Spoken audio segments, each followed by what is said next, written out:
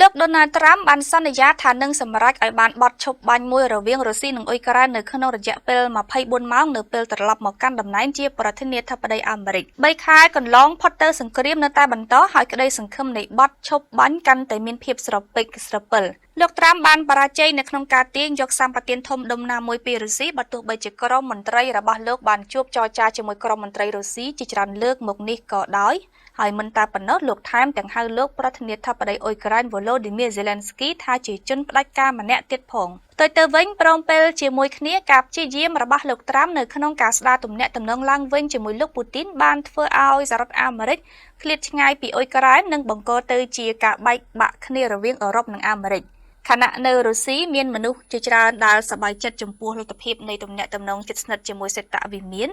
នៅឯអ៊ុយក្រែនឯនោះវិញក្តីសង្ឃឹមចំពោះសន្តិភាពយូរអង្វែងបាននឹងកំពុងចាប់ផ្ដើមសាបរលាប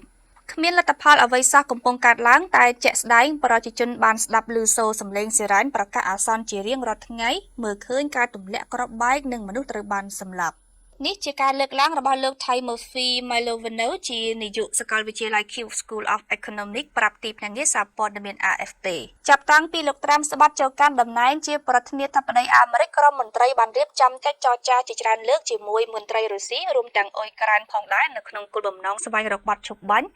ក៏ប៉ុន្តែខណៈអង្គុយចរចាជាមួយអាមេរិករុស្ស៊ីនៅតែបន្តការវាយប្រហារតាមផ្លូវអាកាសលើបណ្ដាក្រុងអ៊ុយក្រែនដោយសម្លាប់មនុស្សជាច្រើនអ្នកនៅក្នុងរយៈពេល2សប្តាហ៍មកនេះជាពិសេសនៅក្នុងតំបន់ស៊ូមីដែលជាទីដែលមីស៊ីលបាឡេស្ទិកពីគ្រាប់របស់រុស្ស៊ីបានសម្លាប់មនុស្ស35នាក់និងជាង100នាក់ទៀតរងរបួសកាលពីថ្ងៃទី13ខែមេសាមកទល់នឹងពេលនេះកិច្ចខិតខំប្រឹងប្រែងរបស់លោកត្រាំក្នុងការព្យាយាមសម្រេចឲ្យបាននូវបទឈប់បាញ់ក្នុងសង្គ្រាមរវាងរុស្ស៊ីនិងអ៊ុយក្រែនស្ថិតនៅក្នុងភាពស្រពេចស្រពិលហើយមានភាពរីកចម្រើនតិចតួចប៉ុណ្ណោះតួយ៉ាងបទឈប់បាញ់រយៈពេលដ៏ខ្លីត្រឹមតែ3ថ្ងៃនោះក៏ត្រូវបានភាគីទាំងសងខាងមិនគោរពទៅទៀតលោកពូទីនបានទាត់ចោលសំណើរួមគ្នាមួយរបស់សហរដ្ឋអាមេរិកនិងអ៊ុយក្រែនដោយទាមទារឲ្យមានបទឈប់បាញ់ពេញលេញមួយដែលគ្មានលក្ខខណ្ឌកាលពីខែមីនាកន្លងទៅរុស្ស៊ីនិងអ៊ុយក្រែនបានយល់ព្រមផ្អាកការវាយប្រហារតាមផ្លូវអាកាសលើហេដ្ឋារចនាសម្ព័ន្ធថាមពលតែភាគីទាំងពីរនៅតែចោទប្រកាន់គ្នាទៅវិញទៅមកអំពីការរំលោភបំពានលើបទឈប់បាញ់មួយផ្នែកនេះទីក្រុងមូស្គូបាននិយាយកាលពីថ្ងៃទី18ខែមេសាថាការផ្អាកនេះបានផុតសុពលភាពហើយកងទ័ពរុស្ស៊ីនៅតែបន្តភាពរីកចម្រើនទៅមុខនៅលើសមរភូមិនៃតំបន់ភាគខាងកើតអ៊ុយក្រែនបើទោះបីជាភាពរីកចម្រើនមានភាពយឺតយ៉ាវបើធៀបទៅនឹងកាលពីចុងឆ្នាំ2024ក៏ដោយ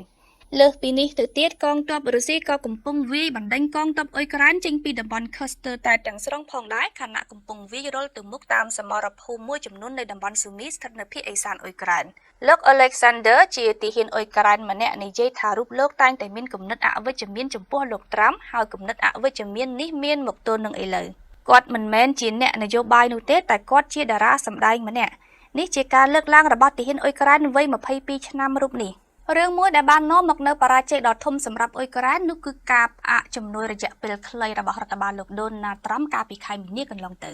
ការសម្រេចចិត្តបែបនេះជាការដើរចេញទាំងស្រុងពីគោលនយោបាយរបស់អតីតរដ្ឋបាលប្រធានាធិបតីលោក Joe Biden ដែលបានសន្យាថាសហរដ្ឋអាមេរិកនឹងផ្ដល់ជំនួយដល់អ៊ុយក្រែនដរាបណាអ៊ុយក្រែននៅតែត្រូវការជំនួយទាំងនោះលោកត្រាំក៏បានបន្តតាមពីក្រោយគំនិតរបស់លោកពូទីនផងដែរនោះគឺចង់រៀបចំឲ្យមានការបោះឆ្នោតសកលនៅអ៊ុយក្រែនដើម្បីស្វែងរកអ្នកមកជំនួសលោក Zelensky ជាមនុស្សម្នាក់ដែលលោកត្រាំអះអាងថាមានអត្រាគាំទ្រត្រឹមតែ 4% ប៉ុណ្ណោះភាពតានតឹងរវាងលោកត្រាំនិងលោក Zelensky បានផ្ទុះឡើងកាលពីខែកុម្ភៈនៅក្នុងជំនួបមួយនៅឯសេតវិមាននៅពេលដែលអ្នកទាំងពីរបានទាស់សម្ដីគ្នាខ្លាំង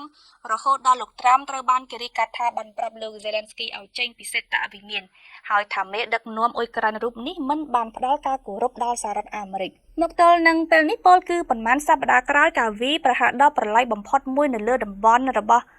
អ៊ុយក្រែនគឺតំបន់ស៊ូមីពីសំណាក់រុស្ស៊ីលោកត្រាំបានទាញក្បាលមេក្រូរិះគន់លោក Zelensky និងអ៊ុយក្រែនសារជាថ្មីអ្នកមិនគួរចាប់ផ្ដើមសង្គ្រាមតតាំងនឹងប្រទេសមួយដែលមានទំហំជាងប្រទេសរបស់អ្នក20ដងនោះទេ